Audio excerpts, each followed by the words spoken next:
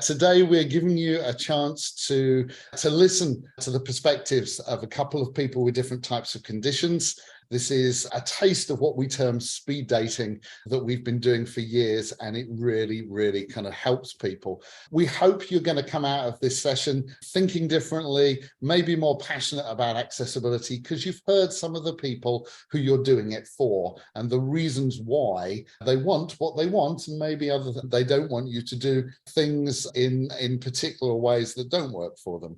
So this is hopefully a really great way of getting you up to speed on how human accessibility can be, how important it is. And we hope that if you like this, you'll be able to kind of share this with colleagues of yours to kind of bring them on board as well.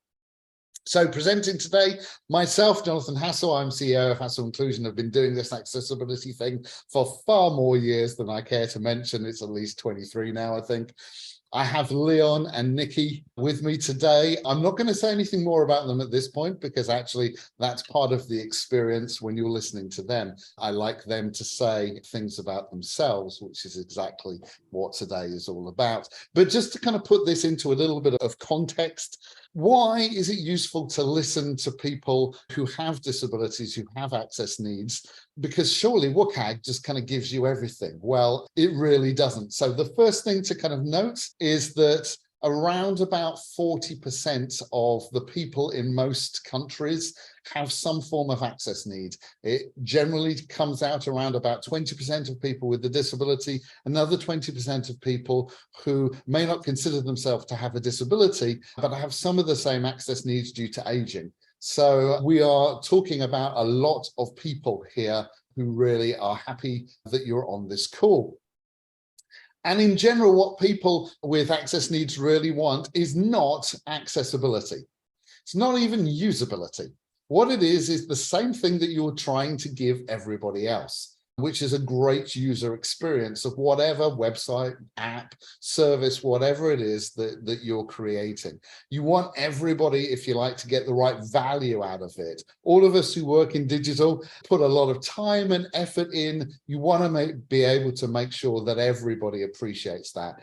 And that's what we're about. And if you look at the definition of usability, it's not just about whether or not people can do things, that's effectiveness, whether or not, I can do that thing I came to your website to do. It also includes efficiency, how quickly I can do it and what I want to, but also satisfaction. Is it something that I would actually recommend to my friends? And that, if that is what you're going after for everybody else who is coming to your website, your app, your digital tool, then ideally people who have access needs will get exactly the same thing.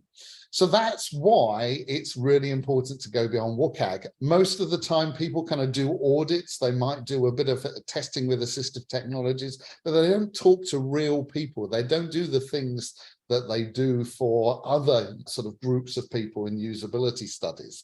And today we're actually saying why it's so important to do that. Because the way we tend to think about, if you like, testing to see whether or not your product is good when it comes to the experience it gives people with access needs, there are kind of two ways to look at it.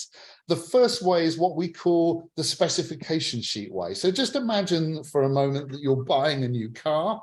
If you go into the car showroom and you see that car possibly revolving on some sort of plinth or something, and then there's the specification sheet that tells you all about, its brake horsepower and all of these sorts of things. My guess is that if you look at it and go, wow, that looks brilliant, and take that to the guy who's running the showroom and say, I'll have one of those, please, they'll probably say, don't you want to test drive it first? And that is really what we're about. If you like, WCAG and audits give you that specification sheet test. Is it built right? That's not enough. Loads of cars can be built right, but not every car is going to give you the right experience when you get into it and press the accelerator. And that is what usability testing in general is all about. It's not enough to build it right. It's the experience that matters.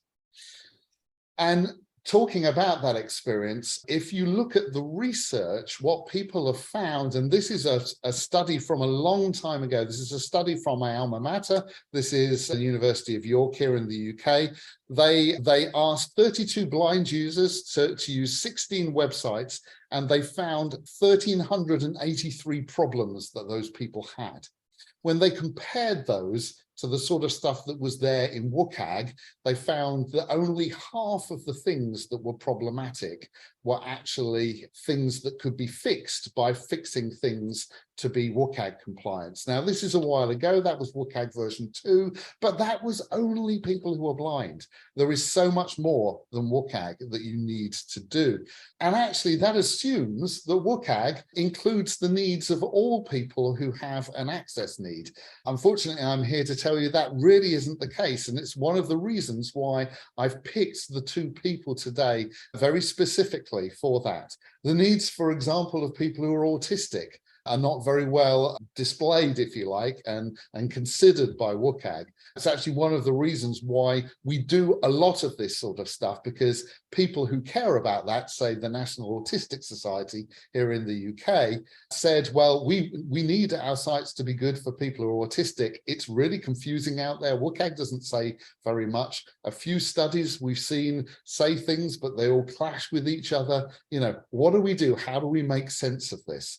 The way we made sense of this and created guidelines for them was to do an online survey with 400 people and focus groups with up to 20. That's the sort of thing that enables you to really understand what people actually need. If you like, that was the sort of stuff that was behind WCAG. It just wasn't done for everybody. So Nikki, who's autistic, is a really great example of what is missing there in WCAG at the moment. Leon, who's older, is also the other, if you like, example of what's missing. So WCAG's done some really good stuff around the needs of older people, but it's not really got into the main body of WCAG. So this will give you some of the stuff that you're missing. So user testing, really, really important. User research is even better than user testing. So you can imagine that there's lots of different groups of people with disabilities out there. Those existing guidelines, that WCAG will tell you something about most of their needs for a notional generic digital product. So WCAG had in their mind websites, just standard websites. But what about your product? You know, you could be coming at this from the perspective of how does it work in e-commerce? You could be coming at this with the perspective of banking or general information that government or local councils would provide. What about how people who actually have access needs think about what they would want from your product? WCAG won't give you anything like that. All you really need to do is to listen. And so that's the sort of thing you're probably doing in user research already. We want you to be thinking about that from a disability perspective as well. Here's an example of something that kind of happens when you do that. This is an example where we were looking at airlines. So this is Toby, a very good friend of mine. He has a condition that means he uses a motorized wheelchair. He uses speech recognition to control his computer, and he doesn't use his hands quite so much. What he found was that a solution to watching videos on flights that was really, really cheap and had not even considered accessibility was miles more accessible for him than actually all of the work that a lot of airlines had been doing to try and make those screens in the back of seats in front of you accessible. None of that helped him one little bit. The simple thing that actually allowed him to get that video on his iPad was the thing that really worked. Now, what we want is for organizations to actually understand that sort of thing. Accessibility can cost. And so what you need to do when you're thinking about where to spend your money, ideally, is to listen to people about what matters for them. So that's what you're going to get today. And that's what you get in speed dating. So this is your chance to listen to our participants, to ask some questions. You'll be doing that through the chat, and we're going to be trying to enable all of that to happen. Just a couple of things before we kind of jump in with Leon. The first thing to say is that Leon and Nikki are not representative of every single person who's older or every single person who's autistic in the world. You know, people are people, and people have their own preferences.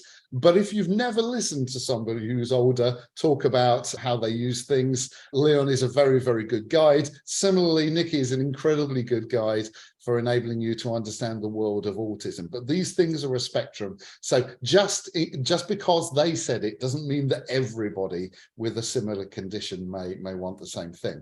They're going to talk about, we're going to have kind of two 18-minute sessions, one with Leon, one with Nikki.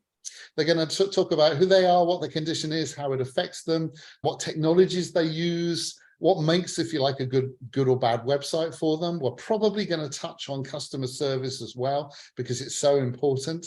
Normally, if this were a normal speed dating session, I'd have asked them to look at the website of the company we were doing that speed dating for. We now have, you know, over 100 people on the call from all sorts of different companies. So we're going to ask them to say some general things that they've kind of built up as kind of key over the years. But if we were to do this for you in your organization, we would be doing this specifically for what you do. The sorts of things that you can ask, yeah, how do they feel about your industry? What's really, really important in e-commerce or travel or retail or whatever it is? If there are particular questions you've always wanted to ask, then this is a good time to do it. Please note, though, we've got over 100 people on the call, so we may not pick your question, sorry. But a really key thing, and it's going to be there, especially in Nikki's sort of chat, is how accessibility is not just about your website. It's about the user journey that people go through, all the way from, if you like, buying a product on your site, getting the information that, yes, you know, the company has received your order, it's on its way, everything from it arriving, returns, all of that whole user journey type thing is actually very apparent in a lot of different digital experiences. So we're going to be looking at that too. So yeah, your chance of asking a question is to pop it in the chat. I've got Pete and Liam who are going to be finding the best ones and trying to channel them in my direction. And that's where we're at. So normally we do this with 6 people. Today, we're going to be giving you 2 of those. And we're going to be starting with Leon. So I'm going to stop sharing my screen and I'm going to bring across here. I'm going to pin Leon so I can see him well. Hey, Leon, how are you doing? I'm fine, thanks, Jonathan. Good. So what we want to do is to hear a little bit about yourself, and then we'll take things from there. So over to you, Leon. Okay. Well, my name's Leon Kreitzman, and the first important fact that you should all know is that I'm 80 next month. So happy birthday and all the rest. Absolutely. But that's the first thing. Age in itself is an impairment. Don't believe it if people tell you that age is just a number. Simply not true. Anybody who gets to the sort of age that I've got to can tell you about the various impairments that exist. Some of them are just a process of aging. You lose muscle strength, you lose muscle mass, so carrying things gets more difficult. The vision of the 80-year-old, nearly every 80-year-old wears glasses. What they don't tell you is that whilst you manage with, say, varifocals for many years, as you progressively age, it gets harder and harder to use varifocals. So you revert to, well, I've got 3 pairs of glasses, one for distance, one for the PC screen distance, and one for close-up reading. But just think for a moment what that requires. It means that whenever I go anywhere or do anything or look at anything, I have to decide which of the sets of glasses I have. I then have to remember to take that one off and put the other one off when I change task. Not necessarily something that happens automatically as you age. A second thing, which in my case is congenital, but in many people who are old, is simply an aging process, is sound. We do not hear. In fact, something like, I don't know what it is in the UK, the latest figure, about 40% of 65-year-olds ought to present for hearing loss. Most don't. People simply don't do it, but you lose the audio quality. The third thing is an impairment that I have, which is a sensory impairment. I have something called peripheral neuropathy. I've got no sense of touch. So I cannot feel anything with my fingers. I can't do up a button because I just simply can't feel that I'm holding something. So that means that using screens, using mobile phones where you have to swipe, using a keyboard where you ought to have some response, some tactile response, I do not get. So I have difficulties with anything which involves having to touch a screen or to type on a keyboard. And peripheral neuropathy, 50% of people who have it through diabetes. The other 50%, in my case, for example, is idiopathic. They do not know why, but it is not an uncommon condition. It's progressive, it gets worse. So those are the three sensory conditions for me: hearing, vision, and touch. It only leaves two, and smell and taste don't actually come into it when you're looking at screens. But there's also motor impairments. As a result of the sensory deprivation, you can't see it, but I have got mobility problems and I've got balance problems. Again, balance is something which older people tend to have problems with, and that affects them in particular, let's say retail situations or attending sports events or doing all sorts of things like traveling on an escalator in the London Underground. And then there's other sorts of impairments, because whilst I've given you the sort of physical nature, you have to appreciate that there's also a mental and emotional side to it all. And there's also a time context. So for example, you have to look at the nature of the impairment and the severity of the impairment. People have peripheral neuropathy, this sense of touch loss. In my case, it's total. In other people starting out on the 20 years or so that you can have this condition, you can have some sort of touch at the start, but it gets worse and it eventually diminishes. So there's the severity, the nature of the impairment, the physical context that you're in. If something's been really well designed, and it's designed in a way to enable older people or impaired people or actually fully disabled people to function, you can manage without necessarily noticing the design that has been done that does that. Let me give you an example. About 50 odd years ago now, I worked for Ford of Europe. Ford Motor Company was starting off to get an integrated European organization. And one of the things that we looked at then was older people. We took a bunch of 65-year-olds, 65 to 70, and divided them into two lots of 10.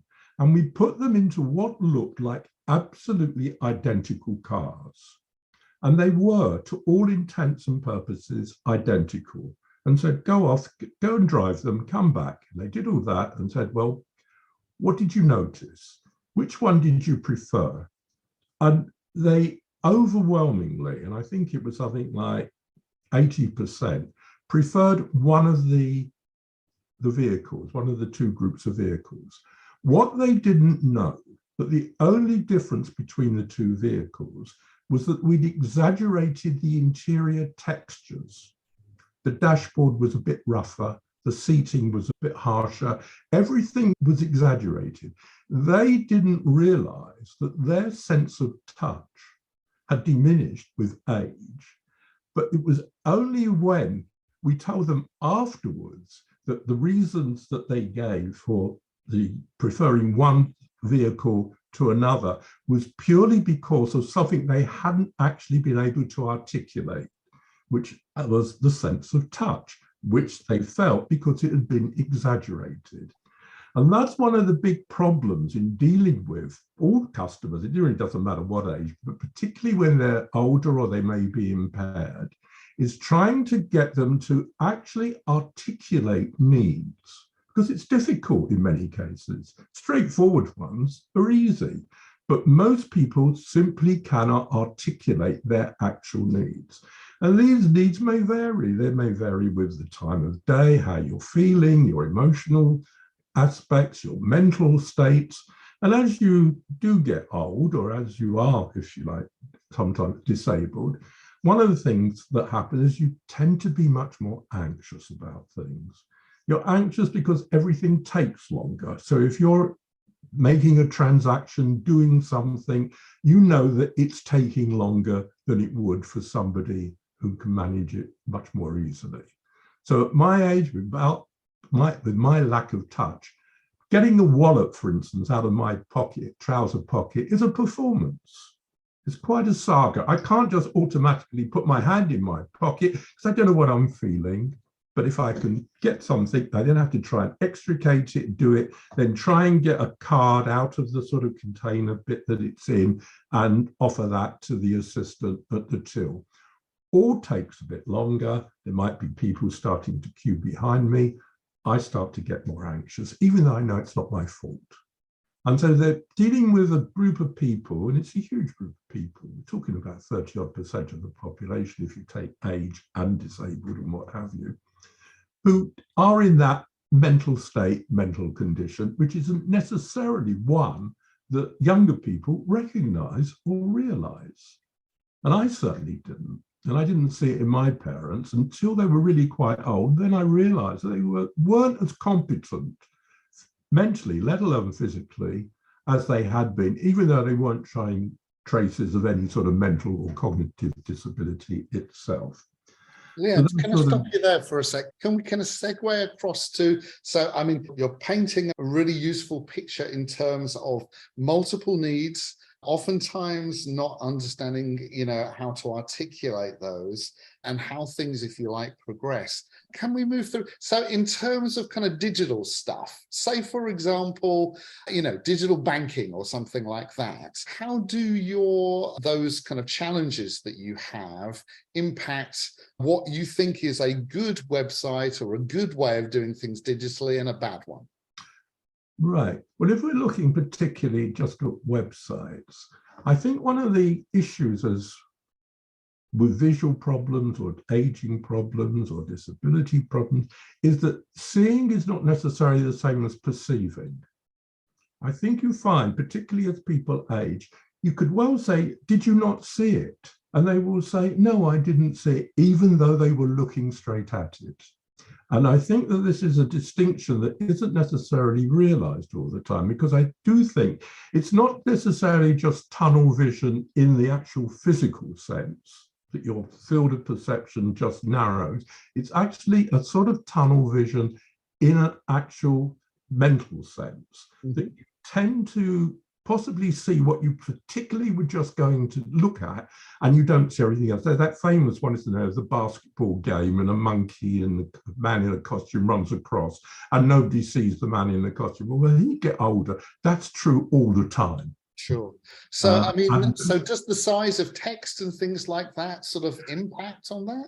Well, it's not so much as the physical size of the text, it's how much clutter there is. It's whether or not you're being guided from the point you want to be at to the next point you want to be at, or whether or not it's all being encoded. And so you have to try and make sense of it. If it's really, really simple, press button A, now go to press button B, now go to press button C. But if you're supposed to say, oh, by the way, I didn't notice that button C wasn't where I was expecting it to be, or there's a bit of text that I didn't notice there that I was supposed to press to move ahead, then I think people tend to get really quite lost. It has to be done, I think, for particularly if you're looking at age as opposed to just, impairment. It has to be, this is what you've got. It has to meet the expectation. People who get older are expecting the next step to be A or B to C to D and E to F, and they expect to be led through that, not have to try to make those decisions themselves, because you don't have that intuitive sense anymore. Yeah. Can I ask a really interesting question came through? Is there anything about the tone of voice used in that information that makes things either easier or kind of harder in terms of the words people use? The words themselves aren't the problem. The problem as people age, one of their hearing problems, is they hear sounds, but they don't differentiate the words. So, for example, if somebody like me, I've got a fairly common hearing loss, it's a sensory hearing loss in a nerve ending loss, I can go to the theatre, I can hear actors saying things. I can't distinguish the words. So I have to have captions or whatever. And this is true also when you're talking to a screen. So in a sense, you almost have to have a pause between words to actually be able to distinguish and differentiate. And that's quite a common hearing loss problem, as I understand it. And that's something that affects me. So the key things for websites are A, utterly simple. B, they follow through what you expect them to be doing, not to try to be clever, not to try to add things, just do it really, really simply. 1, 2, 3, 4, 5, and this is what you end up doing. And give them time to do it. Don't have the screen move on or anything like that, because everything takes time. Have the various things, you know, this business where, right, for example, you may have a little dot which is on or it's off. You have to move it from one side to the other. Make that big so that it's easy to see that you move it from one side to the other if you want it on. Use simple colors, not garish colors. Make it quite straightforward, but declutter the screens is the main thing that I find. The less is more, the old saying, less is better. Now that's on a PC screen. On a mobile screen, because as I said, the idea of touching and swiping, and you're on relatively small text and you have to distinguish between things which are quite close together, it's really easy to start making mistakes. Yeah. And that's one of the things that I find. So for example, at the moment, for reasons I won't bore you with, I have difficulty accessing my bank details on a PC. I can get it on the screen. I can do the simplest of things on a phone. How much is in my account? I've got several accounts, different things. But what I can't do is anything detailed. So if I wanted to look up, oh, my direct debit, did I do something or other? I find it really, really difficult to get beyond really simple things. So I cannot rely just on a phone to do my banking. I cannot rely on a phone to do most things. Yeah, I mean, so talk me through. So say, for example, something's not working well for you and you kind of want to complain or whatever. The phone isn't a good way of doing it for you. What about those kind of like live text kind of chat things that you can kind of type in? Is that helpful? No, the thing that I probably hate most in this life, apart from some politicians I won't mention, is the live chat box. I find it difficult to type. The live chat box is really quite small to see the text that you're allegedly typing coming up on the screen. I find it insulting, actually insulting, when I get a message from the live chat person saying, are you still typing? Because you've not done anything for a while. The live chat is useless to anybody with any tactile impairment. Quite useless. Sure. What about speech input? So have you ever tried that? So yeah, I try speech input and it's fine. I've found it fine for really straightforward things, but as soon as there's a word that's at all unusual or not even that unusual, it breaks down. I've not yet found a speech thing that I can get the facility with to actually be confident of using, and that it deals with the various, whatever the words are that I happen to be using. I mean, this ought to be okay because they're not that complicated. I also find that the biggest problem, it's really almost got nothing to do with the chat. It's most customer service activities, I have to say this quite frankly, that I've dealt with, and there's quite a lot, they really are pretty useless. Nobody wants to take ownership of the problem and say, I'll resolve the problem for you. What they will do is, like any bureaucracy, defend their own interests. So I've had people say to me things like, well, something didn't happen, but it wasn't our team. Well, quite frankly, as the customer, I don't care which team it was. You're the company. You're trying to sell me something. Don't tell me which it wasn't your team. Solve the problem. Thank you, Leon. That's wonderful. We could listen to you all day, but I need to move across to Nikki now. Leon, thank you so much for that. That's been really helpful. In fact, I think there was somebody on the chats who has a similar condition touch-wise to you. So I think there was some really sort of nice on that one. That's great. Okay, I'm going to move across now to Nikki. So Nikki, thank you for your patience as we were listening to Leon. I know we always kind of learn a lot from each other on these things, so it's good. And I'm guessing that some of the things that he was talking about, you sort of resonated with, and other things not so much. So Nikki, can you tell us something about you? Hi, thank you. First of all, Leon, so many things you said I completely relate to and agree with as somebody who self-identifies as autistic. I have a history of difficulties with mental health, which occurred, largely speaking, because I've never been diagnosed with autism. I didn't realize I was autistic. I also didn't realize that I have tinnitus. Why would I? I just thought it was a normal to hear all these different sounds. And when I get very stressed, I experience visual impairments, blurring. So actually, the visual side of things it's extremely important that I can personalize that experience. It's extremely important that I can personalize my auditory experience. And boy, is it important that I can personalize my information experience. So to have control over how much information I see, when I see it, and how it's shared with me. Very, very important. And the best way of explaining why is not my words, but an extract from a poem by an autistic woman who was actually one of the reasons I started to understand myself as an autistic person. Your customs are strange to me, though I was born among them. I fear your people, your places, you. Accept me as I accept you, and understand that I'm different. It's a beautiful poem. I think I've shared the link with you, Jonathan, but I think for me it captured in a very short bit how I'd actually spent most of my life feeling.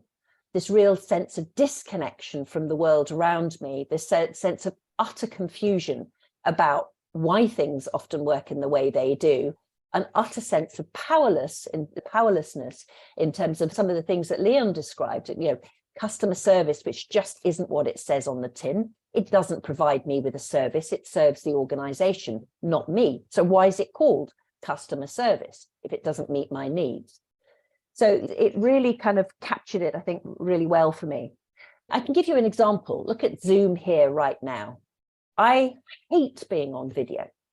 Just in the same way, I hate standing up and doing presentations in front of loads of people, because what I'm looking at is everybody looking at me. So if everybody had their video right now, it would be an absolute information overload for me, because my brain would be going, oh, what's that sitting behind that person? And oh, what's that? Who's that just walked behind them? It's just a whole load of clutter in my brain I'm trying to go, no, don't look at that. No, don't look at that. So that's taking up the sensory and the processing power that I need to focus on the thing that I want to do.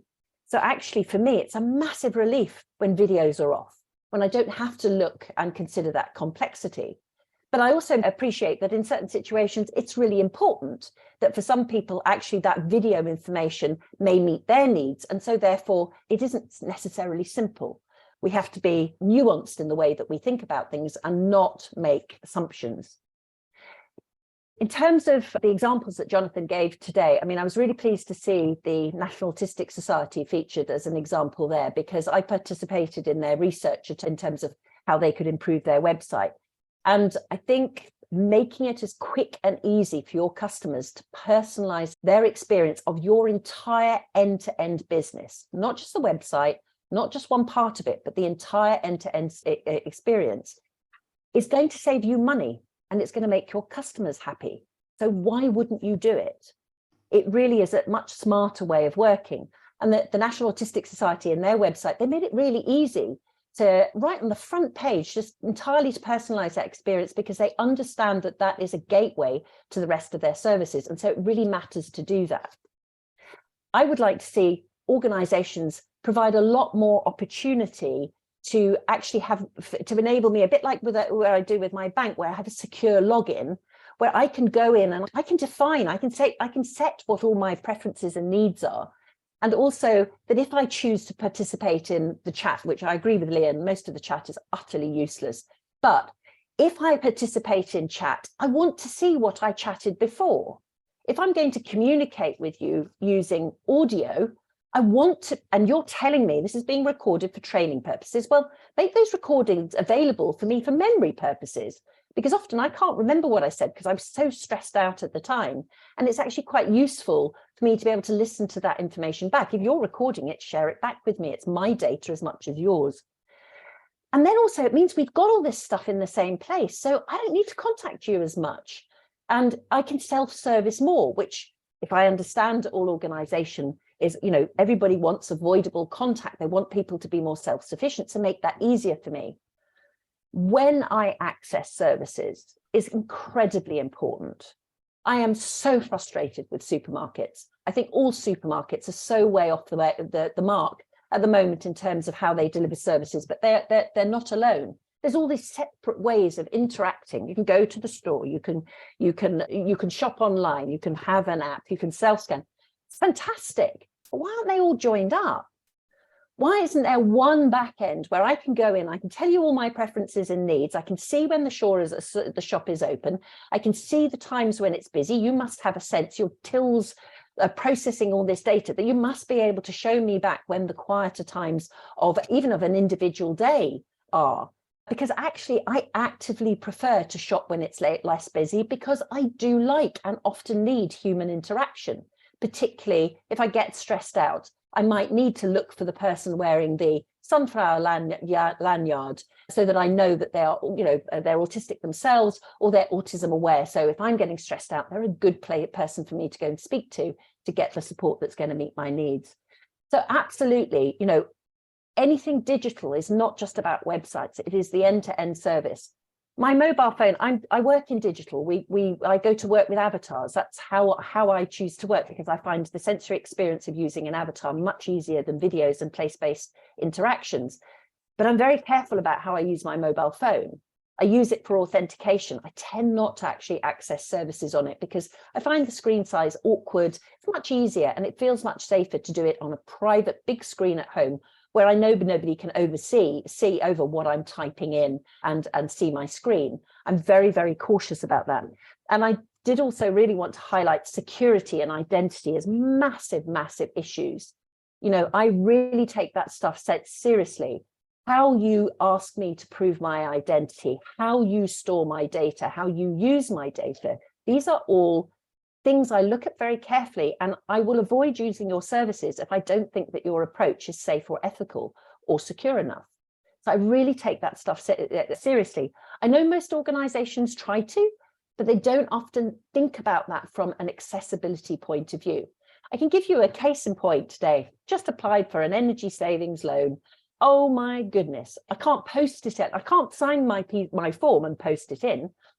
I've got to photograph it or scan it. Well, I don't have a scanner. I'm really unhappy about photographing and sending in my signature on a photograph, just via email. Really? I don't like having to do that, but I'm being forced to use a system that I know is not only inappropriate in my view for me and makes me feel anxious and stressed, it's also time consuming. And I'm sitting there feeling really angry because I know how inaccessible that is to so many older people who desperately need home energy savings loans. So it's really worth putting in the effort to thinking about accessibility, not in terms of accessibility. I actually wrote it down, inspired by Leon. Right information at the right time to meet the individual's needs, and that means that you need to enable the individual to personalize and to ensure that it produces the right result in a safe way. So it's all about context, timeliness, relevance, and meeting needs. And I don't mean it in those orders. Meeting needs should be first and foremost. And the other thing is, don't lie to me. I am so tired of sitting on waiting telephone lines, being told how important my customer is to me, and then being kept waiting for 45 minutes. It's not. Don't lie to me. don't say something that's not true. Just tell me factually how long I've got to wait for, or tell me when I can phone back and when it will be like less busy. And stop it. It doesn't matter what accreditations you've got or you've achieved in the past. If you're not meeting those standards now, manage my expectations. If you really want to turn me off, disappoint me, promise something that you can't deliver. I think people forget that when I get stressed, it's already on top of a bucket load of sensory overload, which actually at its extreme causes me physical pain and acute mental distress.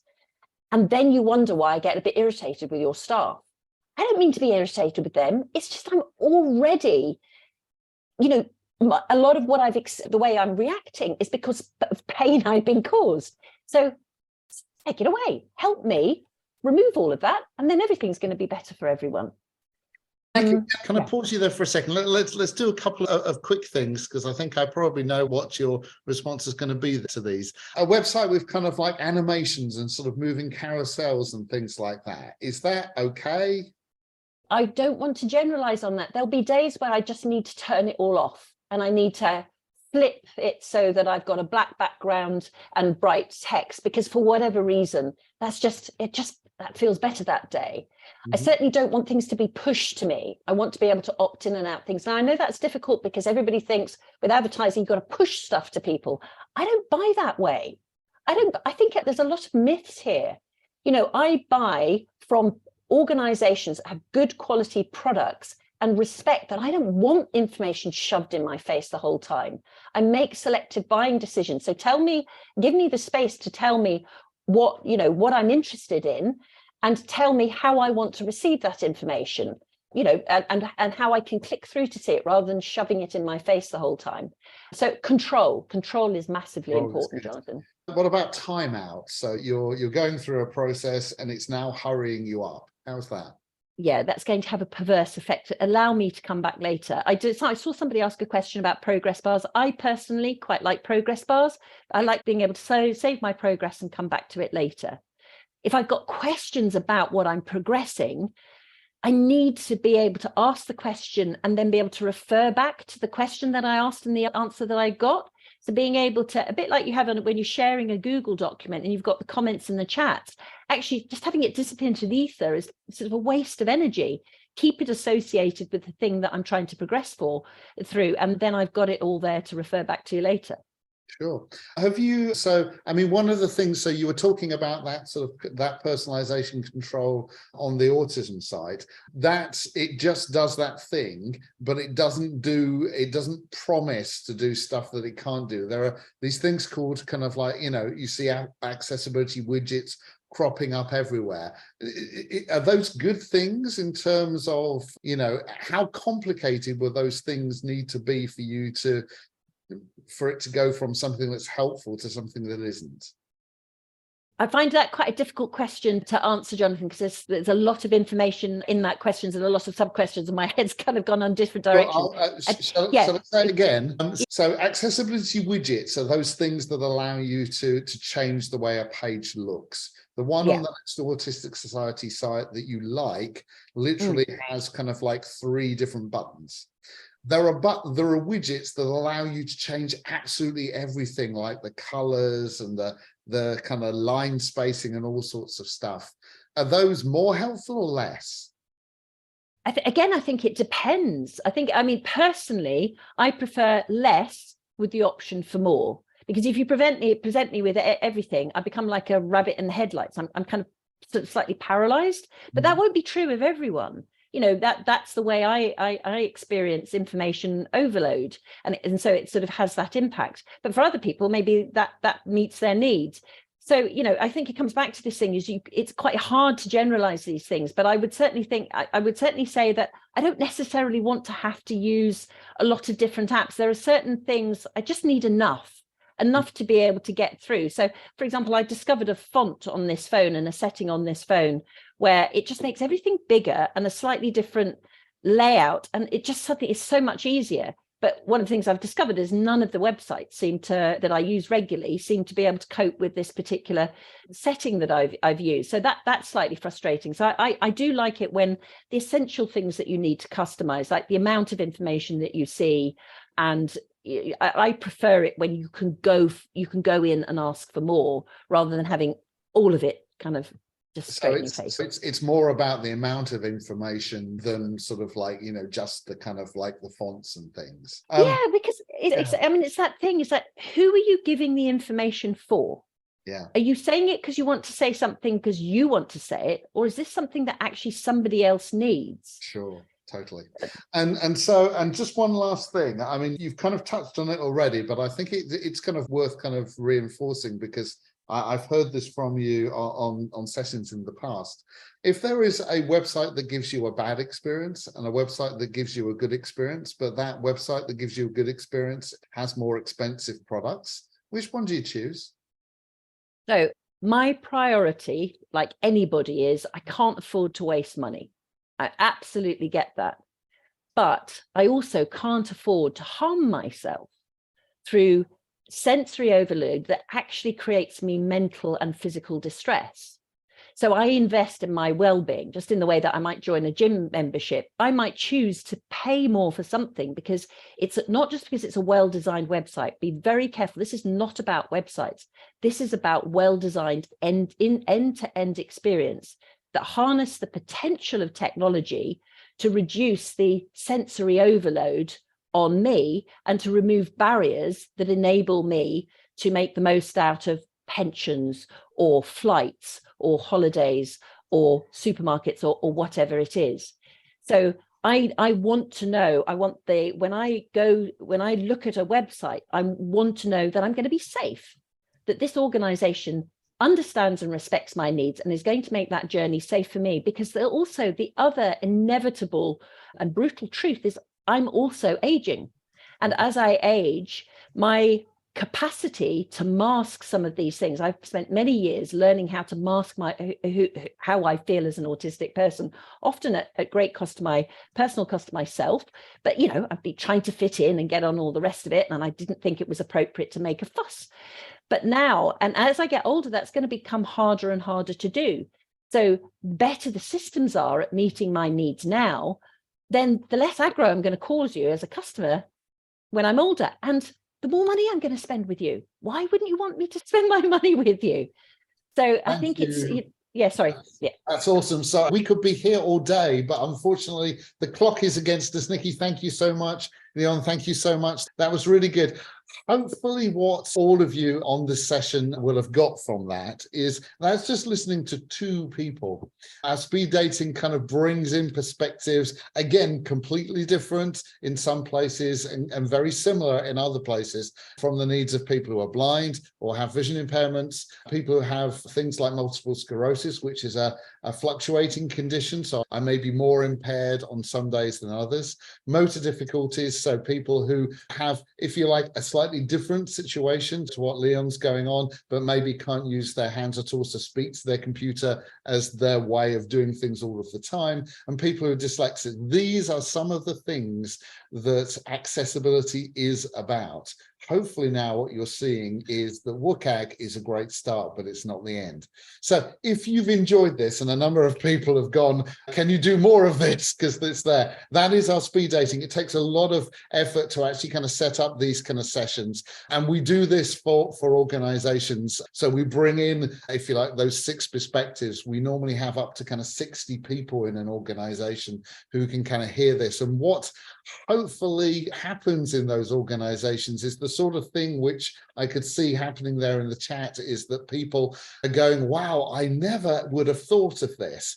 And suddenly people in organizations get a much bigger world from that. We had one person in UK government saying it was the richest feedback they've ever kind of received about their website, because it wasn't stuff that was just they could get from other places. So if this sounds like it might be something that would be really valuable where you work, then please contact us. You can find our contact us form on our website. The other thing, and we haven't really gone into it today, but you can see the sort of kind of depth and interest. We run innovation workshops where we try and prevent that sort of situation that happened with Toby happening before, people spending lots of time and effort on accessibility in the wrong areas. every single penny that is spent on accessibility that doesn't help real people, is the wrong spend. Listening to people can be really helpful, and actually saying, okay, so if this isn't working for you, how will we change this to make this better? We've been doing this with healthcare companies. We're doing it at the moment with supermarkets. We've done it with banks. We've done it in all sorts of different places to try and enable those organizations to say, okay, what is the future of ATMs, for example? How would we want to change those so that loads of people who can't use them at the moment could get a much better experience in the future? Let's work with them. Let's co-design to make this happen. Again, if that sounds really interesting to you, we've got some stuff on our website about that and a video of Toby and I talking about that. So we do these workshops. We'd love if that would be helpful for you to kind of come by. And also for those on the call who actually do user research and user testing, but you're not doing it with people with disabilities at the moment, we can help train you in how to get good at this so that you get these sort of insights all of the time, because our experience, and hopefully yours now, is that listening to people who have different types of conditions normally is a lot more interesting than just listening to another person who might be using your product. This can really help sort of, bring some real fresh perspectives.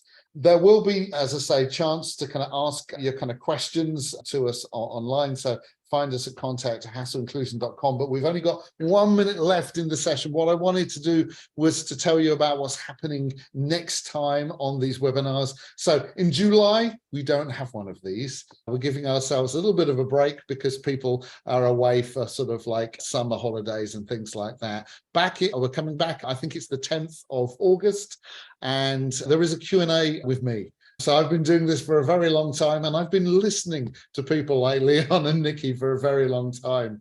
So I've got a lot of experience and can answer a lot of questions. These could be technical, these could be strategic, these could be to do with people's needs. Whatever it is, if you're struggling with an aspect of accessibility at the moment, if you would like some help with that and are happy for that help to be on this particular sort of public kind of channel, then please book in for our webinar in August. But I wanted to say thank you so much for all of your time. As I say, if we can help you in any way, and if you've liked what you've heard and you want some more, then please contact us at hasselinclusion.com. We hope to kind of blow your mind and help accessibility become more relevant to what you do, but also more achievable in what you do every single month. That's what you get here at Digital Accessibility Experts Live. So thanks so much for your time. We really do appreciate that hour you've given us. We hope we've given you a lot of insights back. Thanks, everybody. And as I say, thanks to Nikki and Leon for blowing our minds, as they always do. I learn more every single time I listen, and that's the way it should be. Thanks, everybody. Have a great time, and we'll see you on the next one of these webinars. Thanks. Take care. Cheers. Bye-bye.